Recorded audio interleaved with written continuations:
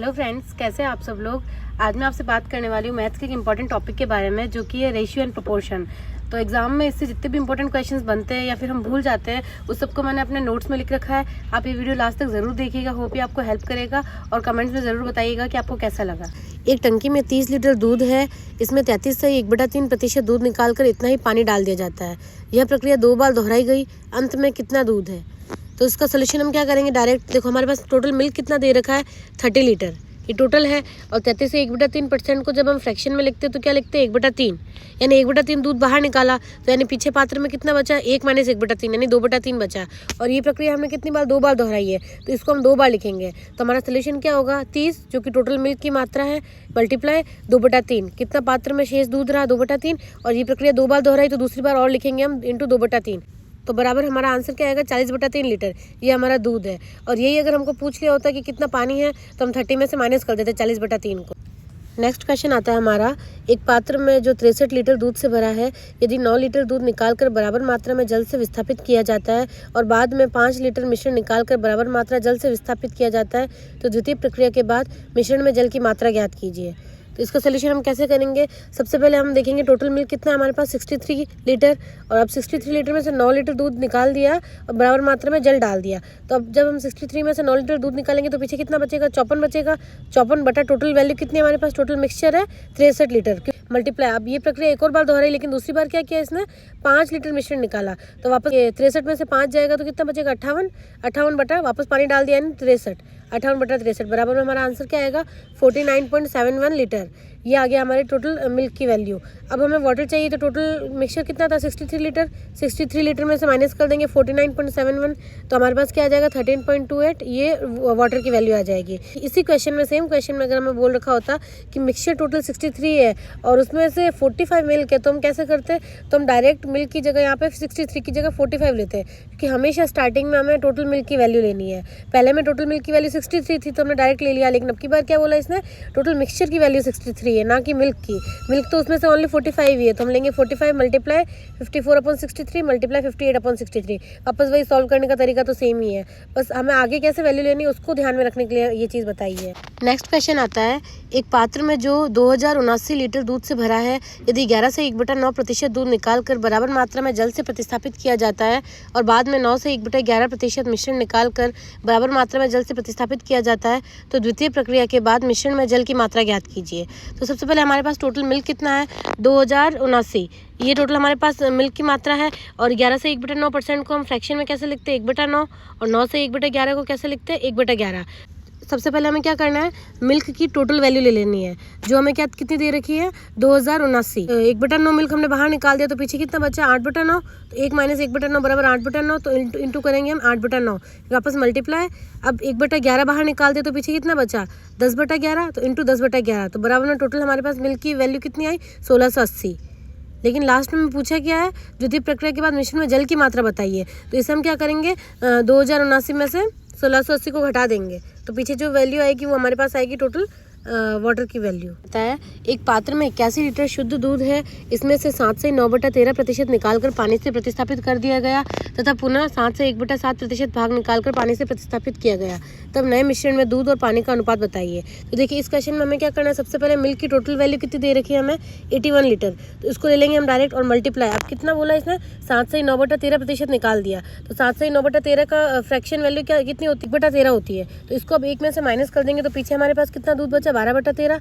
फिर सेकंड में कितना बोला है, 7 से 1/7% भाग बाहर निकाल दिया, तो 7 से 1/7% की फ्रैक्शन में वैल्यू कितनी होती है, 1/14, यानी 1 में से 1/14 निकाल दिया, तो पीछे कितना बचा, 13/14, तो बराबर में हमारे पास मिल्क की टोटल वैल्यू कितनी बच जाएगी, अब 81 × 6/7।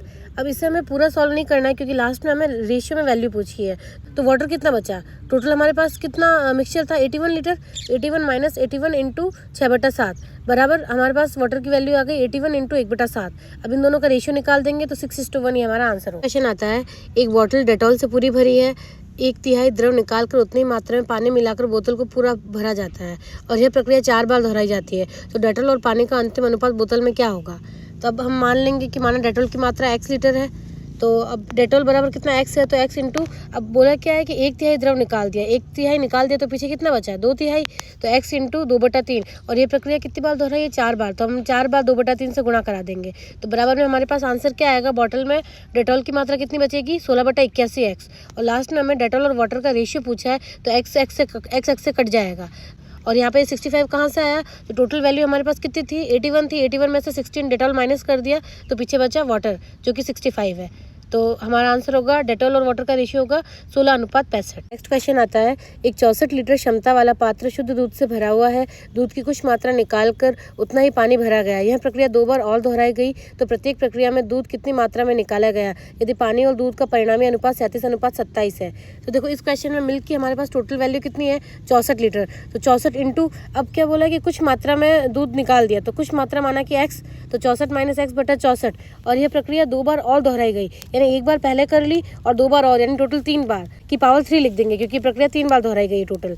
ठीक है, फिर अब हमें लास्ट में रेशियो तो दे रखा है इसने पानी और दूध का, लेकिन हम इस क्वेश्चन को इजीली सॉल्व करने के लिए, ताकि फटाफट अच्छे से सॉल्व हो जाए, डायरेक्ट अपॉन में टोटल वैल्यू लेंगे कि मिल्क अपॉन टोटल मिक्सचर की जो तो वैल्यू वो लेंगे। तो 64 इंटू 64 - x/64 की पावर 3 अपॉन में 64 जो कि टोटल हमारी मिक्सचर है, बराबर में 27/64। 27 की मिल्क की value upon 64 total milk plus water, 37 + 27 = 64। तो हमारे x की वैल्यू आ जाएगी 16, यानी टोटल 16 लीटर जो मात्रा है वो हमने दूध की बाहर निकाली थी और उसकी जगह पानी को प्रतिस्थापित किया था। एक 216 लीटर क्षमता वाला पात्र शुद्ध दूध से भरा हुआ है, दूध की कुछ मात्रा निकालकर उतना ही पानी भरा जाता है। यह प्रक्रिया 2 बार और दोहराई गई, तो प्रत्येक प्रक्रिया में दूध की कितनी मात्रा निकाली गई यदि पानी और दूध का परिणामी अनुपात 91:125 है।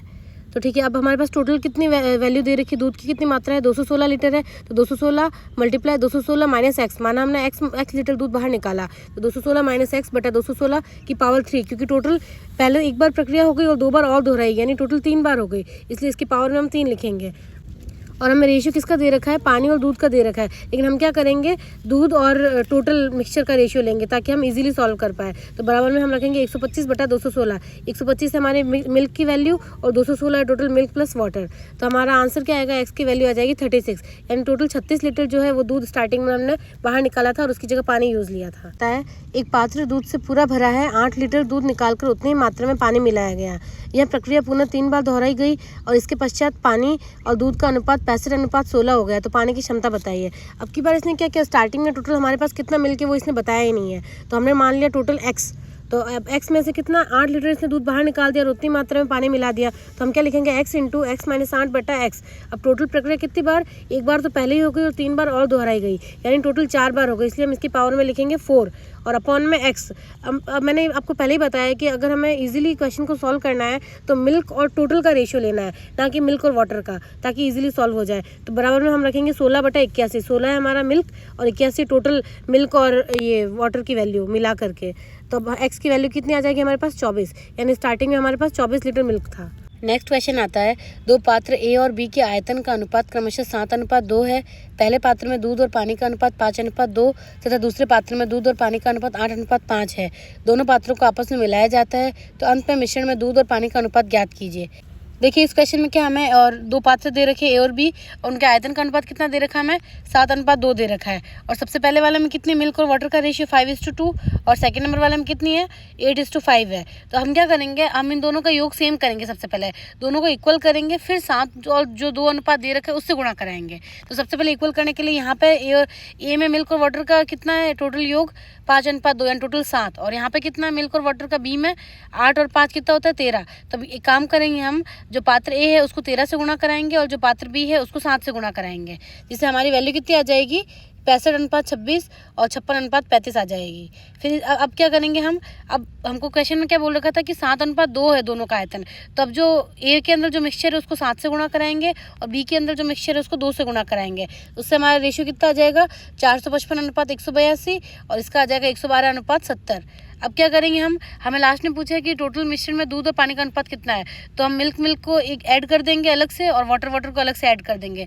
तो हमारे पास क्या आंसर आएगा 567:252। इसका रेशियो निकालेंगे तो आएगा 9:4। ये हमारा आंसर होगा।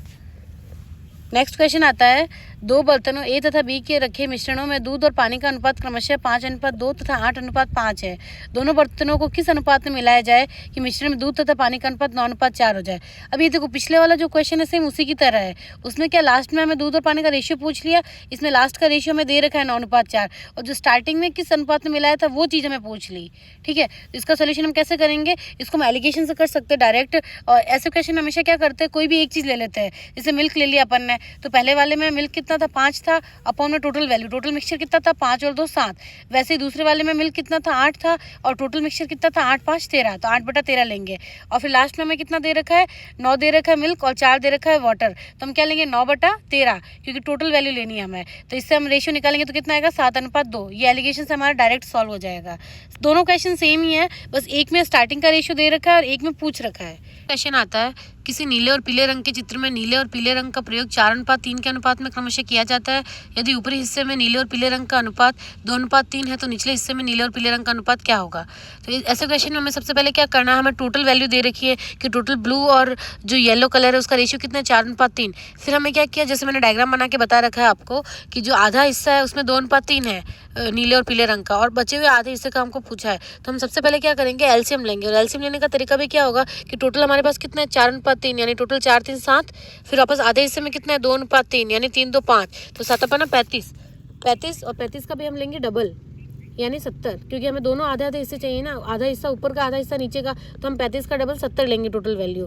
तो फिर 70 को हम डिवाइड करेंगे, 70 में टोटल ब्लू कलर कितना है हमारा, 4:3, यानी 40 है ब्लू और 30 है पीला कलर। ठीक है, ये हो गया। अब फिर आधा हिस्सा क्या है, ऊपरी आधा हिस्सा, उसको हमने क्या 35 को 2:3 में बांटेंगे तो 14 और 21 आ जाएगा। अब हम क्या करेंगे, टोटल 40, जो ब्लू कलर टोटल हमारे पास 40 है, उसमें से ऊपरी आधे हिस्से में 14 है, तो 40 में से 14 माइनस करेंगे तो हमारे पास क्या आएगा, 26, जो कि निचले बचे हुए आधे हिस्से में ब्लू कलर का वेटेज होगा।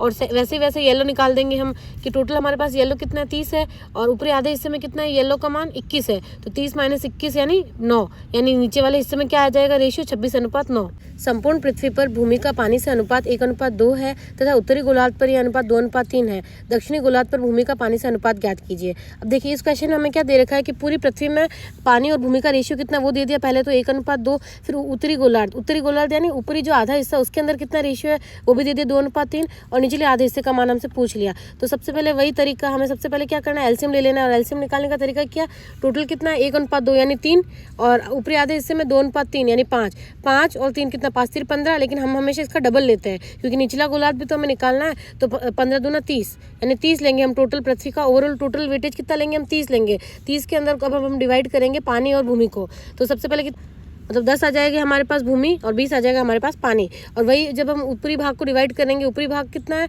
30 में से आधा 15 है, 15 को डिवाइड करेंगे 2:3 में, तो पानी और भूमि का मान कितना आ जाएगा, 6 और 9 आ जाएगा। फिर हम क्या करेंगे, टोटल में से माइनस करेंगे। टोटल भूमि कितनी आई थी हमारे पास 10, 10 में से 6 माइनस करेंगे तो पीछे बचेगा 4, और पानी कितना था 20, 20 में से 9 माइनस करेंगे तो पीछे बचेगा 11। तो टोटल दक्षिणी गोलार्ध में हमारे पास भूमि और पानी का अनुपात कितना आ जाएगा, 4:11। ये हमारा आंसर होगा।